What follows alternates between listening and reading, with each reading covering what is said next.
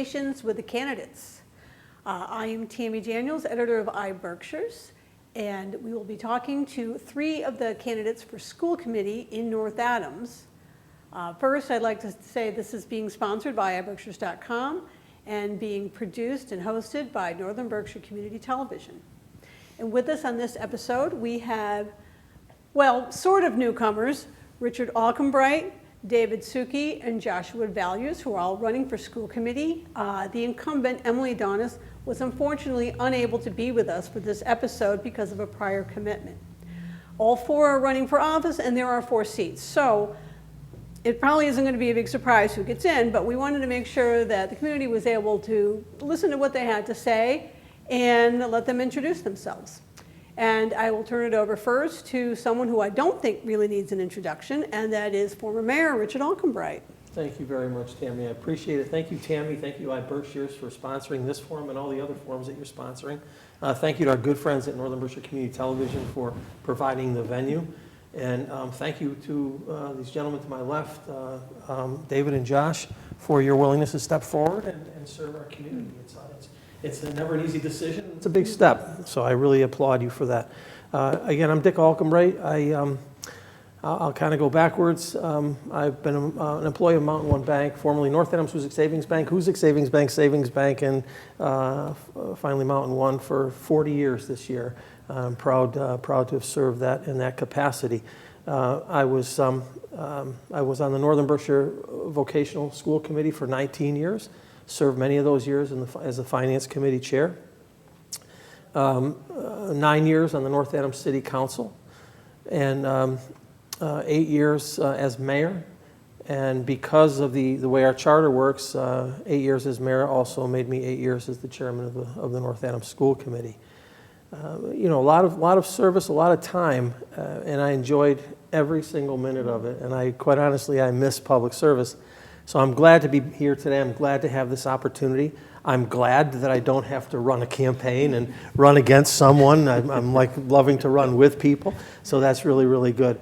How I got here today are really 2 things. The mayor and the superintendent, as you know, last 2 years ago or so, put together an exploratory group to look at Greylock School and the feasibility of a new program there. I was asked to be on it, and I served for about 1.5 years. It was a great experience, kind of wet my whistle, as we might say. And then I'm also a proud grandfather raising a 4-year-old granddaughter who will be at Greylock School next September. So I'll have skin in the game, so to speak. So it just got me interested, and I love our school district. I love what it's about. I was very proud to have been part of the Cold Grove School rebuilding, and I'm just looking forward to serving again in this capacity. Thank you. And David Sookey. My name is David Sookey, and thanks, Tammy, for having us.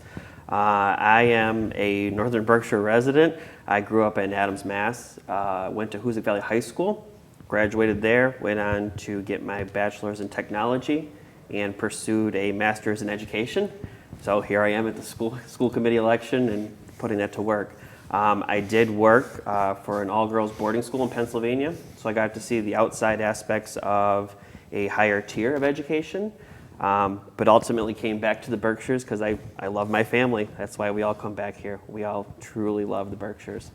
Currently, I'm Director of Transportation and Safety and Training for Dufour School Bus, and I see what the Berkshires has to offer for these children. It's an amazing thing. It's a great place to raise a family, and the school system itself is just flourishing and growing, and a lot of people don't realize that. I always hear the negative, and people don't tend to send the positive out there as much, but working with the school bus company, and I have a 4-year-old daughter who's in preschool right now, I see the time and the effort that these teachers are putting in. I see the time and the effort the parents are putting in. I see the gaps, and I'm hoping to close those gaps with the support of my fellow committee members. So this community is a great place to bring up a family, and I would love to make some changes to enhance the program that we already have going right now. So, thank you. And Josh Vallieres.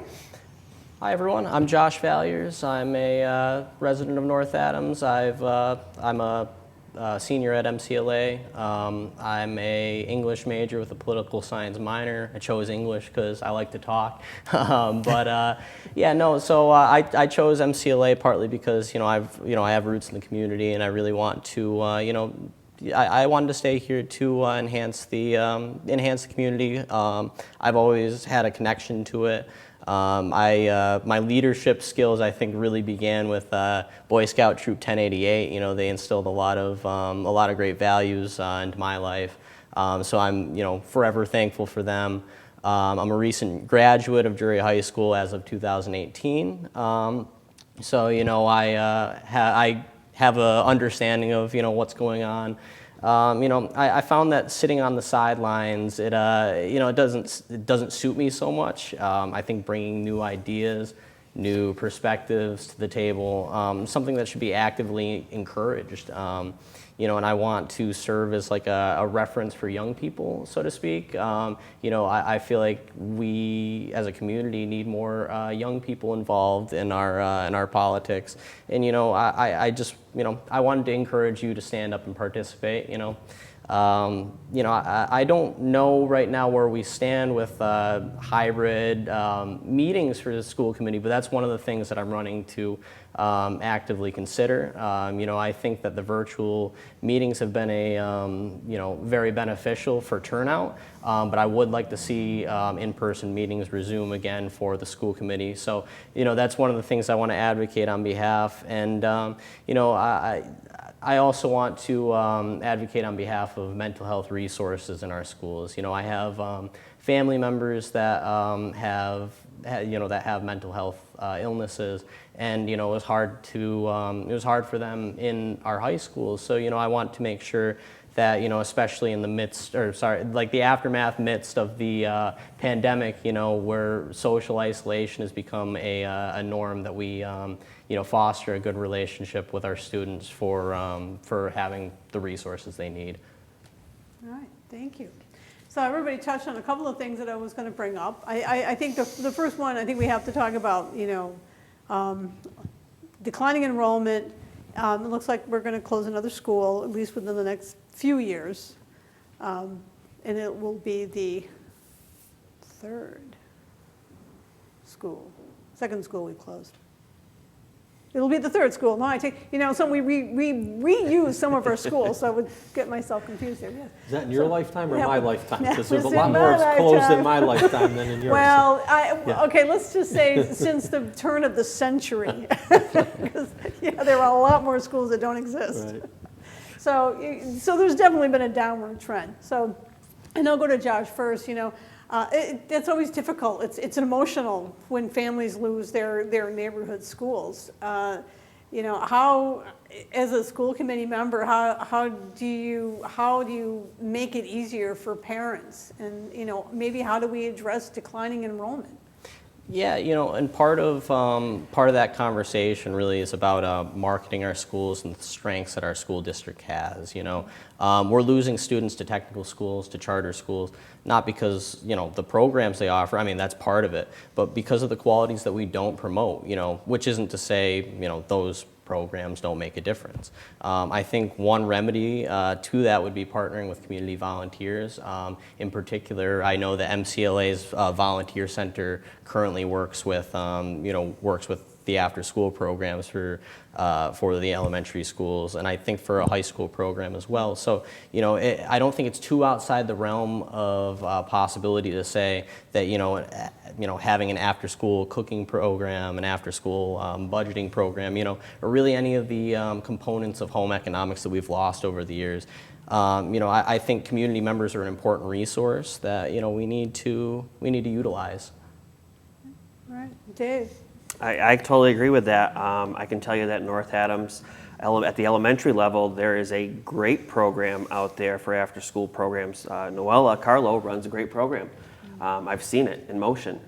However, we do lack a high school level, middle school level of an after-school program. Bringing a home ec, a woodworking, some of those tech and labs into play would be an asset to the kids. Bringing those everyday life skills back into play is a great thing. When I went to school, you took home ec, you took wood shop. Whether you liked it or not, everybody got a little taste of it, okay? So you walked away with, oh, I think I like this. I know how to do laundry. I know how to do the basics. That's slowly been pushed away, partly budgeting, partly there's now MCAS and all this other testing that the schools have to push now.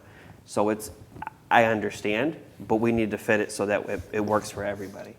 And with the school closing, I understand. It's hard. I saw it firsthand down in Adams, Cheshire, when Cheshire Elementary School closed. It was not happy, and it wasn't a good position to be sitting in the seat that we're sitting in right now. It's hard to tell somebody that the community school that they have is going to close. And overall, you have to remember the big picture. Quality of education can go up. You can bring in better teachers. You have more resources. Hard to swallow at first, but when you sit back and you look at what you can bring to a program in a building by restructuring the resources, it's great. It really is. That's it. I think what's interesting here is you're going to have three candidates that are going to have kind of like three differing things to say, but I'm agreeing with both of you guys on what you just said. But one of the things, you talk about closing a neighborhood school, we closed Sullivan, which was painful. You remember those discussions. Yes. And I was very sensitive to the idea, understanding that people would come in my office and they said, I bought my house there 3 years ago so my kids could walk to school. I kind of get that. And there's a real great thing about having neighborhood schools. The good news is when the solution is done, if in fact it goes that way, there's a lot before that, and we can talk about that maybe if you want to talk about that, but there's a lot before that, but we'll still have an east school and a west school. We'll still have a school on one end of the city and another end of the city to service the children in the city. I think one of the things that's really, really important is that we need to do a better job at marketing. And again, maybe I'm talking a little bit out of school, so to speak, because I maybe don't know as much as I should on this, but we need to be so active with our pre-K program and the pre-K parents. And 3 or 4 months before that program is over is making sure our hands are all over them, that our kindergarten teachers are involved, and maybe they are, I don't know, involved to the point where kids are coming, the pre-Ks are doing like move-up days, but for several months prior to move-up day, that our teachers are embracing parents and trying to figure out what the needs of these kids are. We lost over 100 kids last year. Some of that was COVID related, but some of it wasn't. The Greylock School thing told us that we have about 1,100 kids now, and in 10 years we're going to have 850. Those are staggering numbers, and so anyway, we can go on all day, but I think marketing and putting our hands on the kids when they're young to make the families feel engaged and wanted in our district is hugely important. All right. So, and obviously we talked about some after-school programming, and a lot of it is money in the school budget. A lot of the school budget is mandated by the state; it can't be touched. So there's this very thin layer that you can really work with. So, and as the former chairman of the school committee, you've been through some really tough budgets with the school. So, what is your take? Over the last couple of years, they've been able to keep things at not level funded, but rather level service. And a lot of that is relying on the grants. I don't want to get into what they're all called, but they are the federal grants for COVID relief, and ESSER and some of those. So what do we do when those run out? Well, that's a great question, because we can't get dependent on COVID money because it's not going to be here in 2 years, right? Correct. Or you're thinking it won't be here. Hopefully the government will step up and fund to those levels. Wouldn't that be sweet? But there are things that we can do within the district, like I talk about marketing. Could the COVID money, could you take, and I'll just throw a number, $50,000 out to support a really good, aggressive, and assertive marketing program in the district for the next 2 years? And what can be done with that money so it doesn't recur in your budget? That's the thing. Right. But you're 100% correct. The district, and I go back with Jim Monopar and with Barb Malkus, has done a tremendous job at maintaining programming with, look at the after-school program. Yeah. And the money literally went away. And they still run probably the most robust after-school program in Berkshire County. And then that summer program, the summer science camp that they do. and the fact that we feed all our kids for free every day. I mean, we've just got a lot of good things going on. But one more thing real quick. We have to pay attention to our special populations, as Josh mentioned. We have kids who carry more baggage in their backpacks every day that come in with so many issues and problems. And we need to be mindful of that, very, very mindful of our kids. David? Yeah, it's going off of Dick's comment there of the baggage that these kids bring. It's gotten worse. I mean, COVID, now we're seeing kids that were basically weren't in school for 8 months, and we put them back in a building with restrictions, with adults who haven't been together for about 8 months, and we expect everybody to be at normal with bare minimum extra services. Mental health, the number of school fights that we've seen in the news, the number of domestic violences have gone up. It's gotten a little out of control. We have to figure out how we can handle these problems within school versus just sending them home or in-school suspension. We need to come up with a program to, it's almost rehabilitation for those problems that are happening in school. It's something that needs to be addressed because you can't learn unless you're 100% focused and ready to learn, and you're not ready to learn if you're fighting. You're not. But I can tell you that, North Adams has scrounged together, just like we were saying, the after-school programs. I don't know, there's no other school district close to us that offers such a huge option to families out there. The summer program is amazing. I've seen it on the bus side. We went from 2 buses to 4 buses. They were going off campus every single day. They got to go here. There's places that kids would never have known existed. Trips to Boston, trips to Connecticut. They never knew these places existed, but we were able to pull that off with funding, and we had bare bones to do it. So making sure that that's there always is crucial to these kids, to making sure that they have those experiences, those options. And it just makes a better rounded person, I mean, mentally, physically, and academically across the board. Yeah, and there's not too much I can add because, you guys all covered it fairly decently. We have a declining student population, as we all know, and, without adequate mental health resources, I'm worried that, the perpetuation of dropout rates will actively decline. We don't want the student population to decline any further than it already is. But yeah, I think you all covered it fairly decently. So yeah. I'd like to see what anybody thinks. The Clarksburg school is the Clarksburg community is really going to have to think about what they're going to do with their school and if they want to put it there. They're talking about putting a non-binding resolution to find out if they should close the school. If they close the school, all those kids, and about a quarter of them are already coming from North Adams, are going to end up in North Adams. And I think we talked about that more than a decade ago, about what would happen if Clarksburg school closed. So would anybody want to address, what your thoughts are on would the city be able to accommodate these children? I mean, I think that from what the numbers I've heard is that there is capability to absorb them into our population. Like you said, a lot of them are already school choicing out of our district and other districts in town. They're choosing to go to Clarksburg for a couple reasons. Smaller classroom size, that's what I'm mostly hearing, that more intimate situation between teacher and student, lower numbers. I think that if that road is to be put out there, that we go into it and make sure that we have the resources to take care of everybody if we open that door. Nobody wants to, to say go ahead and give the green light and down the road say, oh, well, I don't know if we can do this. We don't want to see that. So, I mean, if you're already seeing if the numbers are true, with the people school choicing out, we would love to maintain those residents and give them the education here. And I don't think anybody will deny that. Yeah, and I certainly hope for the best for Clarksburg too.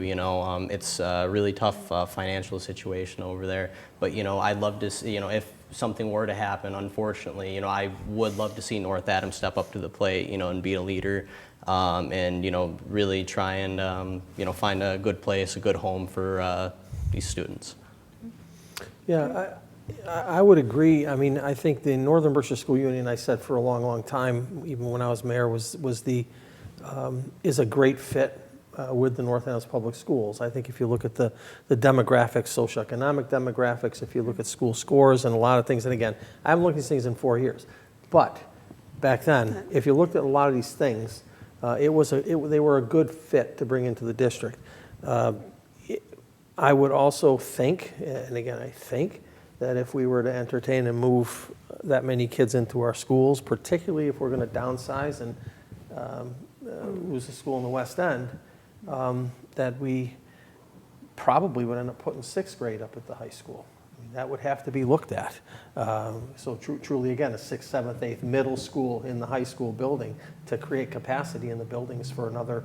How many kids are in Clarksburg? 100 and... It's below 200. No, It's so 150 to 180. All right, but to yeah, take 150, 60 new kids, plus what you need to take from Greylock Yeah. and meld Right. them into 2 buildings, so you're going to have to Yeah. make some decisions that way. So it'd be tricky, but, again, if you do that, is it Clarksburg or is it the whole union? You remember Savoy, was it maybe 10 years ago, 12 years ago, when they were going to close, and they had the town Yeah. vote, and they kept it open. People are passionate in these towns about their schools, as they should be. Right. But you take Savoy and Florida, would you bring those into a new district? And we can even open it up because, as we all know, the Adams Cheshire, or Hoosick Valley Regional School District has also seen a huge decline in population as Right. well. So there's all this discussion back and forth whether or not that should be regionalized with North Right. Adams. Well, I mean, was it under your tenure or no? That there was a talk. We There did was have, some we talking. did Yes, have yeah, discussions. That yeah. was when Tony was the town administrator in Right, Adams. Tony Mazzucco, Tony yes, Mazzucco. yes, And yeah. we had some talks, and, I always used to kid that everything was going to be wonderful, that we were going to save money. Yeah. We were going to, kind of close these loops and reduce buildings and the whole 9 yards. And then somebody was going to wake up either from here or there and say, what? No more Troy Hoosick game? Right. And that would end it because of the parochial nature of how we are in our Oh yeah, communities, you know? football ruled it. Yeah, exactly. But now, with the enrollments down, we're combining athletic teams. Yeah. So Yes. I make one more statement. Nothing should be done to consolidate schools unless we are 100% convinced we are going to end up with an equal to or better than situation for our students. We don't want to do anything that's going to, bring anything down. Everything has to be equal to or better than it was when we started. That would be a big thing for me. Okay, all right. Anybody else have anything more on that? Totally agree with Dick on Okay. that. It's always one step above where you're at, never go back down as far as that goes. It's, we've seen, you talked about the middle school, the 6th grade moving up. It's been done at Hoosick. There was the woes of middle school, high school, how the 2 age group and differences work. It works. But again, we have to be 100% on board with that. We have to make sure that that's what fits North Adams if we have to go down that path. Is it absolutely necessary? What are the positives of it? What are the negatives of it?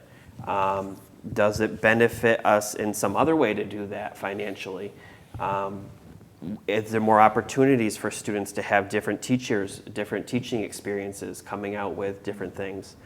Teachers sometimes can be there. Some of them are licensed for middle school and high school, and you can cross them and teach a wide variety of classes or offer more classes. There's different options that we can go down as far as that goes. Well, to do that, let's talk a little bit about teacher retention, because there sometimes is a huge turnover constantly within the school districts. So how do we keep our teachers, our good teachers here, and not have them go off to other school districts? I don't want to name names. That's a tough one. I can tell you the MTA are out right now. I mean, you're looking at schools across the board. It's funny, in my line of work, bus drivers and school bus drivers were both at a shortage. I've got the National Guard coming in driving school buses and vans.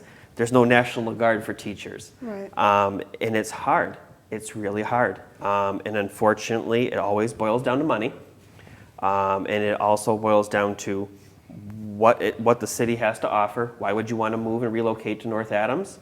And it's how the climate of respect, the climate of your peers you're working with, making sure that you're treated well across the board. Social emotional learning is right there with teachers, not just the students. And we have to make sure that we're meeting their needs. They should feel as though they can come forward with any problem and talk to any of us, and we can address it. There shouldn't be, don't bring it up, don't talk about it. You need to bring those problems forward so that we can solve them. Because if you don't say anything or don't do anything, then we can't make things better. And that's a lot of the reasons why I'm here, and I'm sure these gentlemen too. You know, if you don't do anything and try, then you don't have usually a right to go ahead and complain. You got to put yourself there forward and try to make it better. So. Right. And Josh? Yeah, no, I think David's right. I don't think there's an easy way to address this necessarily, but, you know, fostering the best environment we can for our teachers is the first step, you know. And like you said, you know, we're short on, you know, we don't have the resources we'd like, you know, being in North Adams. You know, we have a finite amount of money we can actually use to create the environment that we need. But like you said, fostering a communal environment is very beneficial, one where, you know, people can step forward and say, hey, we have a problem here, and we can address that problem, you know. And so I agree with David.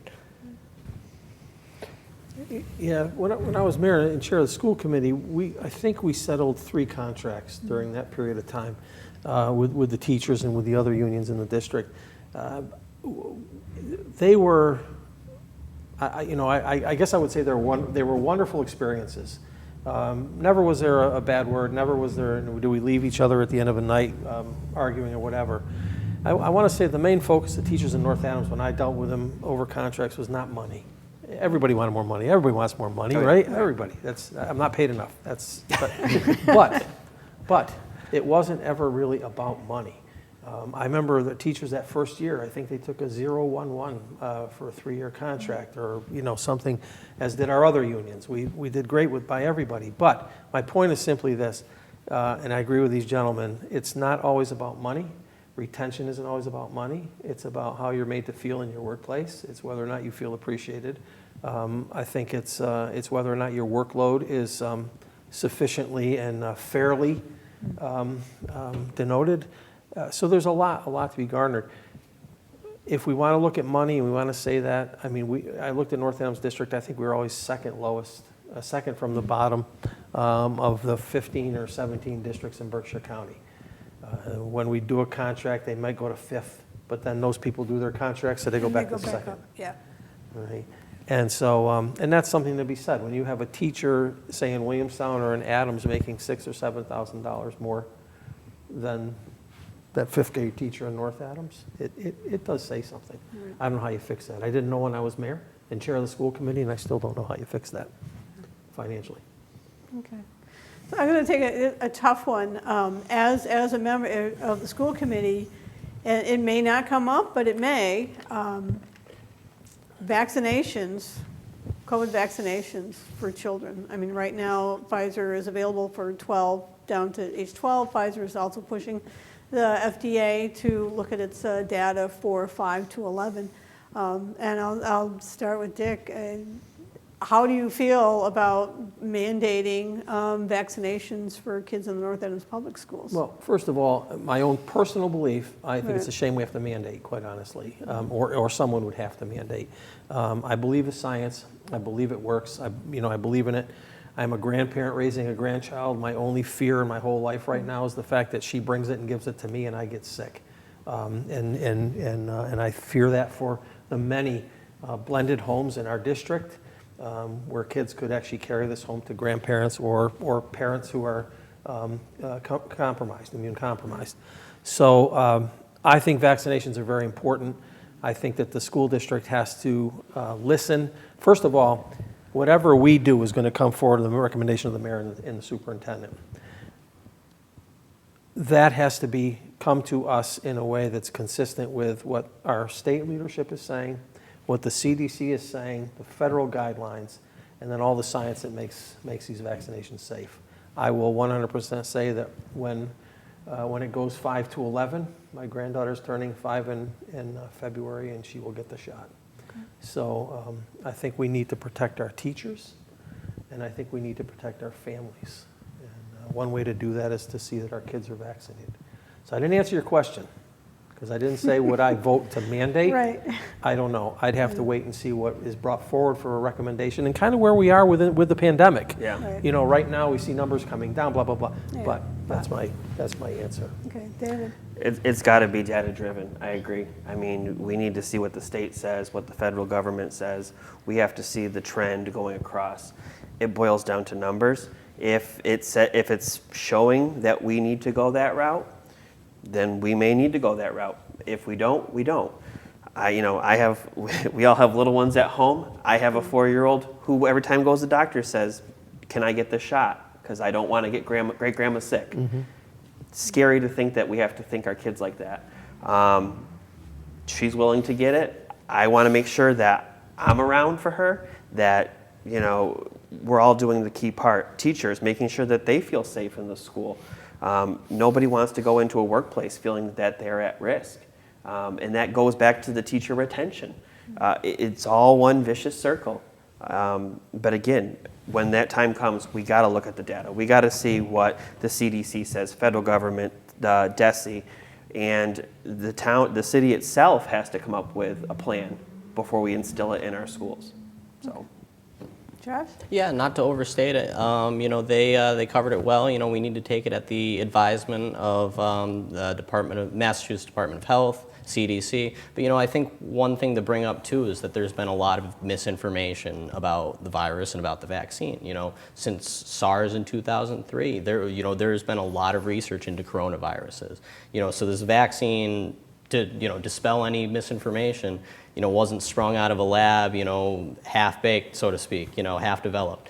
We've made significant advances in health and technology and science, even the last 10 years, So I say this to everyone that, asks me any information about the vaccines. Go to your local physician, ask them questions about it. They'd be more than willing to dispel any inaccuracies, misinformation that, that really should arise. This isn't, mask mandates are nothing new. And vaccine mandates are nothing new, but I would like to see some data-driven information if we're gonna make a decision on something along these lines. Okay. All right, so we're going down. What do you guys want to talk about? I'll start with Dick. You will be elected. But so in the next 2 years. Only if I vote for me. Only if you vote for you. Yeah, if nobody votes for you, you may not get elected, even if your name's on the ballot. So you have to get at least one vote, and right? I'm not sure I have the confidence to vote for me yet, so there we go. Still thinking that through. So is there anything that you would like to see the school committee focus on over the next 2 years? Well, I think the big thing is going to be the school building decisions, and I'm glad you asked me that, because it kind of brings up a whole nother level of discussion about, we looked at Greylock, and Greylock isn't feasible, in part because of enrollment. I mean, that killed it. Yeah. As soon as we sent them the numbers, I kind of, in my head, my gut, I said it's done. We have to convince the neighborhood it's the right thing. We have to have a plan as to how we're going to phase out Greylock. I'm not a real fan of saying we're going to, if Brayton's finished, we're going to shut the door.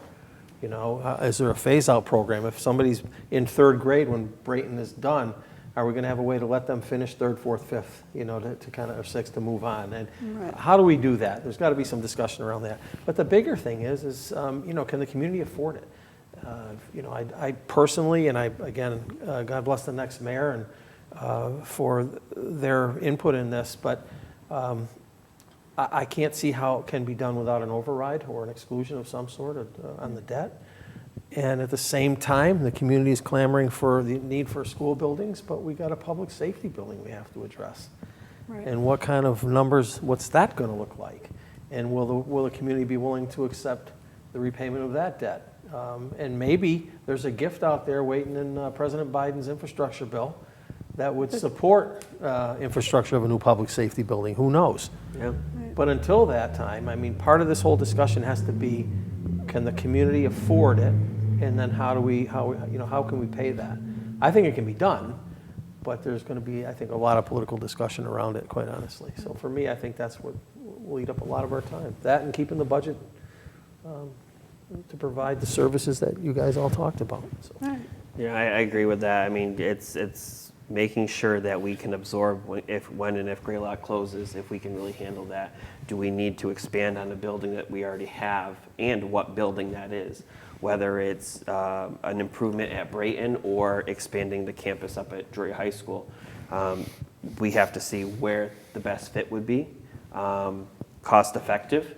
Is there funding from the state level, the federal level? Is there some grant looming out there that we don't know about that we have to go sniff out? And making sure that we don't leave anybody behind on that project. Making sure it's full circle at that point. That it's really important to make sure that we do the right thing. We do the right thing for our kids and our teachers.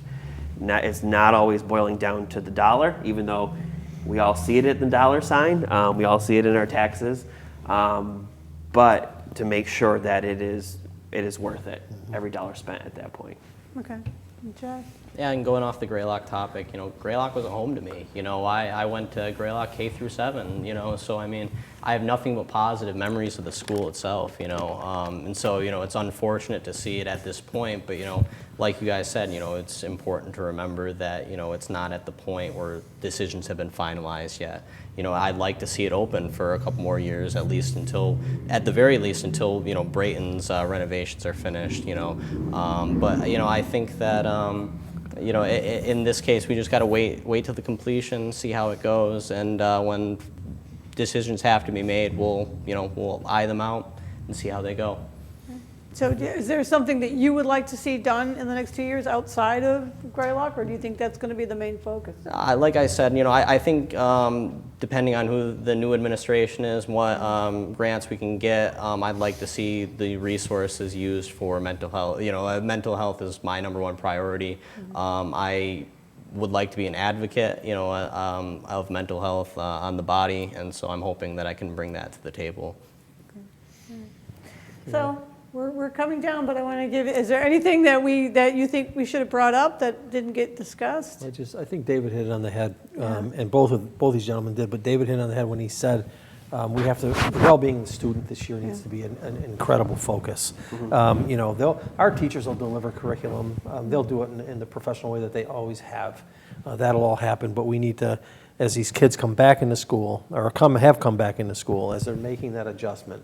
As they're coming off a year and a half of being out of school, a heavy focus around their ability to adapt and adjust and get back to what we might consider normal. Yeah. And I think I've heard from both these gentlemen, I would agree 100%.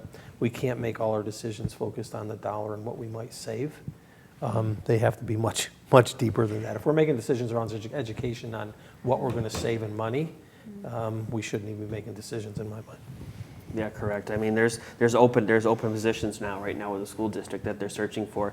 We're lacking some speech language pathologists in our district right now. They're a hot commodity right now. So we have to figure out how we can get those positions filled to meet the educational needs for our students. And that starts from the bottom up. Preschool age is when you start seeing these issues arise, and we need to fill these positions to make sure we're not leaving any of our children behind because we can't fill the position. Yeah, that's going to be tough because it's difficult to get anybody in any job around here lately. Yeah, so everybody's searching for somebody to work for them. Anything else? We got 4 minutes left, unless you just want to do a sum up. I'll start with Josh. Say, why should people give you a 1 vote? Yeah, I'm hoping to, I'm a young guy. I hope. I look young. I hope from to, this end of the table, you look awful young.